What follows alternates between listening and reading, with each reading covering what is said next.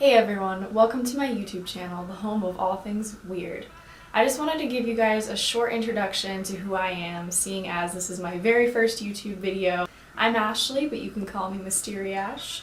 Just kidding, no one calls me that ever. My channel is going to be a lot of paranormal videos, including ghosts and UFOs, stuff like that, as well as true crime, unsolved mysteries, missing persons cases, John and Jane Doe cases, things like that. So if you're into that sort of stuff, hopefully you're going to enjoy my channel.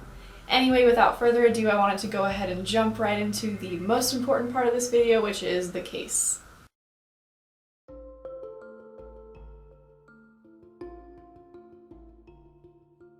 So this is the case of a missing woman named Heather Teague. She was born Heather Danielle Teague in Spotsville, Kentucky on April 25th, 1972. She was 23 years old, which is the same age as I am, coincidentally. And she stood at 5'2", around 90 to 100 pounds, so she was a pretty small girl. An important thing to note is that she actually did have scoliosis, which if you don't know, that's a disease that causes your spine to curve unnaturally. She was also Caucasian with long brown hair and green eyes.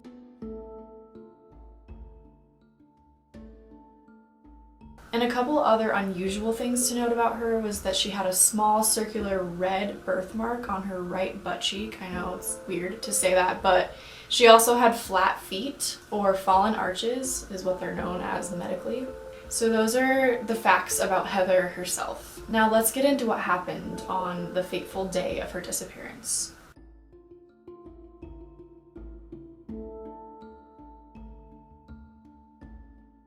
It was a summer day, August 26, 1995, at approximately 12:45 in the afternoon. Heather was sunbathing on the banks of the Ohio River at a place called Newburgh Beach, which is in Henderson County, Kentucky.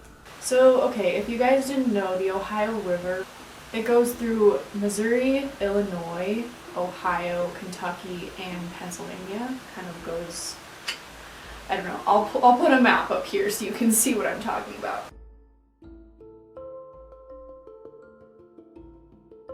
So Heather was sunbathing on a beach. So it wasn't an actual beach, it was like the river beach, right on the Ohio River. She was just laying out there, having a nice day, just reading a magazine, laying in the sun, just like you would do in the summertime. So this is the part that's crazy to me, that this actually happened, but apparently while Heather was sunbathing, there happened to be a man who was nearby, who was actually, he had his binoculars and he was just observing the beach. And that's when he actually saw a man come out of the woods near the beach. He was a tall, bearded, shirtless Caucasian man. He emerged from the trees and he actually grabbed Heather by her hair and started dragging her into the woods by the beach. And this man who was watching with his, I don't know why I keep doing this, like you guys don't know what binoculars look like. This man actually witnessed the entire thing. He saw this man grab Heather's hair. He had her at gunpoint and was dragging her into the trees. This is a crazy thing in a case like this, to have someone who actually saw the entire thing go down. Most cases, you don't hear about that. You just hear what the cops have pieced together about how the person disappeared. Or you have a witness maybe who saw something suspicious in the area at the time. But there's not many cases where you actually have a witness who saw the whole thing go down. So I think that's a pretty important piece of information in this case. So when the witness described the man to the police, he gave a description that the man was around 6 feet tall, 210 to 230 pounds, so pretty big guy. He described him as having brown hair, a long, messy brown beard. He also said that the man was wearing jeans. A weird thing that he noted about the man is that he appeared to be wearing a wig with a mosquito net over it. Now this could be so that the man, you know, if he was spotted, that he could be in disguise or people wouldn't recognize him. I'm not sure. This information is kind of spread out through different sources of, you know, one person saying this and another saying another thing. So I'm not entirely sure if for sure the man was wearing a wig and a mosquito net. That's just what the witness with the binoculars claimed that it looked like he was wearing. So at that point, obviously, the eyewitness, the man who saw this happen, he called the police immediately. They ended up coming, searching the beach, searching the woods nearby, and they did find one piece of evidence, which was a piece of her bathing suit in the woods. So that was the only piece of evidence that the police ended up finding on their search. They couldn't find anything else that would lead them to Heather or to the person who may have abducted her or killed her. So that was the last time that anyone ever saw Heather, was on that day. Okay, so now we're gonna get into the suspects and the theories about this case.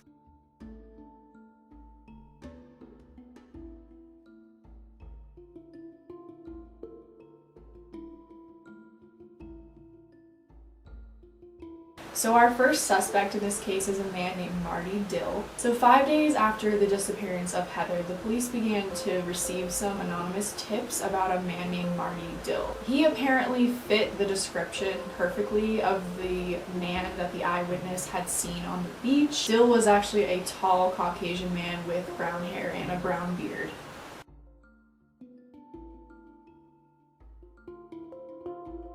He also drove a red and white Ford Bronco, which was apparently said to have been seen in the parking lot of the beach, parked next to Heather's vehicle. So the police ended up stopping him, just saying it was a routine traffic stop. And when they did, they were able to search his car. They found a hair in his car that resembled Heather's. It wasn't said if it was hers or not, but it was a brown hair, a long brown hair that looked like it could have been Heather's. So they also found 2 guns, 2 knives, rope, duct tape, and rubber gloves in his car, which that doesn't look suspicious at all, right? And to make things even worse, they found bloodstains in the tailgate of his vehicle. So he's not looking very good at this moment. So at this point, the police were able to obtain a search warrant for his home, of course, and apparently he had gotten wind of this because before they were able to show up to his home and question him, he told his wife to leave their home, take all the belongings before the cops got there. And when they did show up, he ended up taking his own life by shooting himself. So again, this doesn't make him look very good. You know, they find all this evidence against him, he fits the description, and he takes his own life, which is a very, very extreme thing to do before the police can even question him about the case. If you're innocent, you probably aren't doing something that extreme. So that looks very, very bad on his part. So after Dill's death, the police were actually able to gather enough evidence against him to have a grand jury hearing. His wife was actually called to testify as a witness in this hearing, but she decided to use her Fifth Amendment rights, which we call pleading the Fifth, and not say a word about anything. So that's the first suspect, and as you all can tell at this point, it's pretty obvious that he either did something to Heather or he was for sure involved in her disappearance, because there's just too much suspicious evidence against him.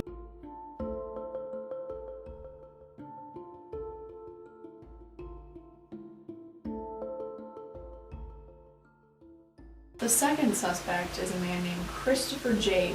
Bellow. So Christopher was actually from Henderson as well, just like Dill and Heather. So Christopher actually pleaded guilty in a case with another woman. Her name was Catherine Fetzer, and so he pled guilty to involuntary manslaughter against this woman. She was a missing woman from Ohio. So Christopher is currently serving 11 to 18 years in prison for that charge. He had confessed to shooting this woman, Catherine Fetzer, and he was also connected to the disappearance of 3 other women in the area. So the police actually thought that this man had a tendency to kidnap women that looked similar to Catherine and to Heather, which both of these women had long brown hair, light-colored eyes, they were small women. There was also speculation that Bellow was in the area at the time of Heather's disappearance. Another thing that's a little weird is that the day that Dill had committed suicide, Bellow actually fled the state, so that doesn't look too good on his part either. Also, it was rumored that Dill and Bellow and Teague, Heather Teague, all had some kind of connections through acquaintances and such, so the three of them were connected in some way, is what was said around town. So the witness in Heather's disappearance had actually confirmed seeing a picture of Dill, that he was in fact the man that was seen dragging her into the woods. However, the police did have some circumstantial evidence against Bellow as well. So there's also a theory that Dill and Bellow, since they did know each other and both of them were tied to the case with some circumstantial evidence, there's a rumor that they may have been involved together, i.e. Dill was the one who dragged her into the woods and Bellow was there with an escape car, or he helped in some way. That's just speculation, but it seems possible for sure with the evidence. However, there wasn't enough evidence to connect him to the crime, so he wasn't charged with anything involving this case. Just to clear things up, the other charges that he had against another woman, they came after all of this, obviously, so now he's in prison for another crime that was connected to another woman. But for this crime, he was not caught, he was not found guilty of anything, they just didn't have enough evidence. But in my personal belief, I think that he may have had something to do with this. I think that the two of them probably were involved together.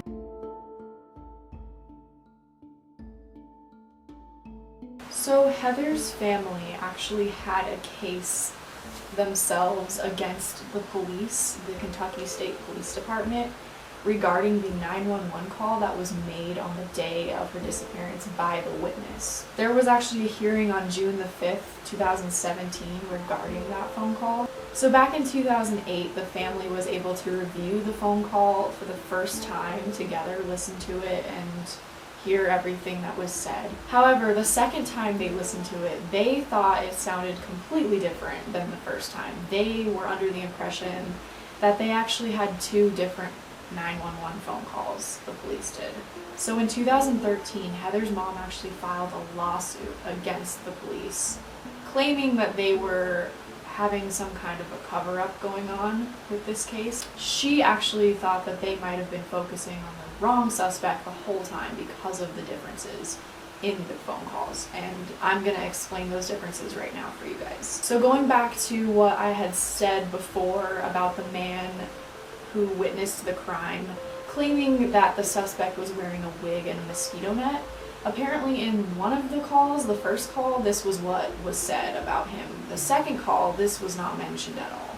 So that's why earlier I said that there was some kind of confusion there about whether that was true or not. The other thing that was different is that the dispatcher in the first call was a female, and then in the second 911 call it was a male. So that's weird and inconsistent. The police are claiming that they don't have a current recording of the phone call that was played for the family in 2008, which is kind of low-key indicating that the police are probably being like, well, we don't know what call they're talking about in 2008, we don't have any record of that. That's what it seems like to me. But Heather's mom actually did end up winning this case, so now the Kentucky State Police owe her quite a lot of money. $24,000 actually, to be exact, as of this year, 2018.